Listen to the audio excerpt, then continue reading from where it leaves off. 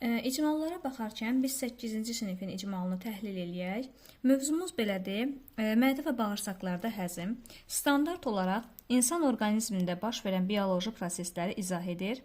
Təlim nəticəsi mədə və bağırsaqlarda gedən həzm prosesini izah edir. Tədqiqat sualımız belə olacaq. İnsanın mədə və bağırsaqlarında həzm prosesləri necə gedir? Qiymətləndirmə meyarını biz şagirdə əvvəldən bildirməliyik. Şagird bilməlidir ki, o nəyə əsasən qiymətləndiriləcək?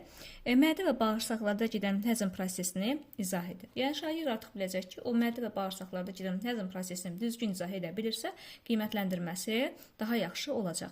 Resurs olaraq məsələn bu dərslikdən və plakatlardan ya da slaydlardan istifadə edilə bilər.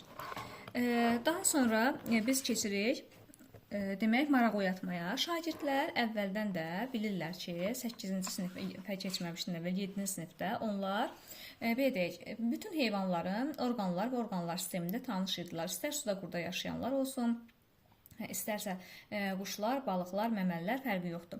Və biz şagirdlərə müxtəlif canlıların orqanlar sisteminin plakatlarını və yaxud da ki, slaydda şəkillərini göstərə bilərik. Biz soruşa bilərik ki, həm təkrar olar uşaqlar üçün, yəni burada hansı orqanlar sistemi göstərilmişdir.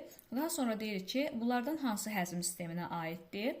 Sonra şagirdlərə sual verir ki, bəs insan orqanizmində sizin fikrinizcə həzm prosesi necə gedir və bunu hansı orqanlar həyata keçirirlər? Daha sonra izah etmə mərhələsinə gəlirik. Burada artıq müəllim öz bildiyi kimi iş vərəqlərindən də istifadə edə bilər, müxtəlif metodlardan da istifadə edə bilər.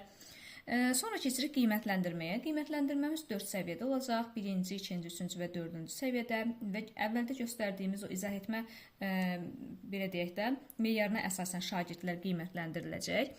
Sonra isə refleksiya verəcəyik. Refleksiya 3-2-1 üsulundan istifadə ola bilər.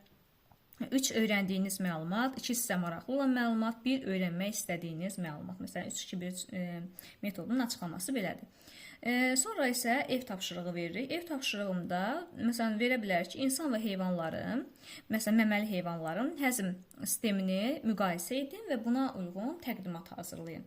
Yəni bu formada biz 8-ci sinifə icmal hazırlaya bilərik bu mövzu üzrə. Uğurlar arzulayıram. Ümid edirəm ki, sertifikasiyadan nəticələriniz yüksək olar.